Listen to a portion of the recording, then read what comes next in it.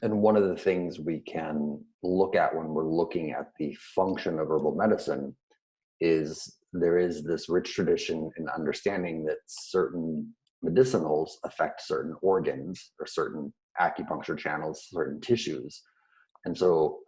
an herbal medicine that goes to the liver or goes to the lungs or goes to the kidneys or the spleen or the heart are going to help the body to adapt in very different ways because those organs provide different functions for the system as a whole.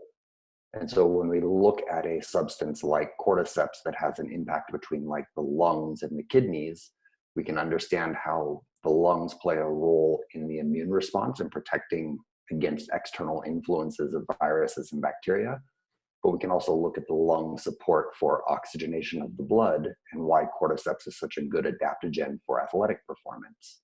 and strength building versus something like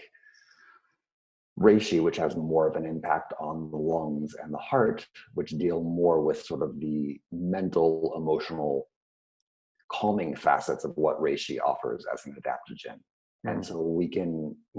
learn something about the adaptogenic capacity of a plant by knowing what parts of the body it impacts, and then knowing the medical theory of what those areas represent for the system as a whole. Mm-hmm. And there's a lot of richness in sort of being able to target our adaptogenic choice to the needs of the person rather than necessarily always doing a shotgun approach where we throw every adaptogen at them,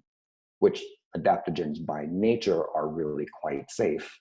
and an area where we can sort of safely be a little more shotgun in our approach. But the argument in Chinese medicine is that specificity is always more impactful in the person's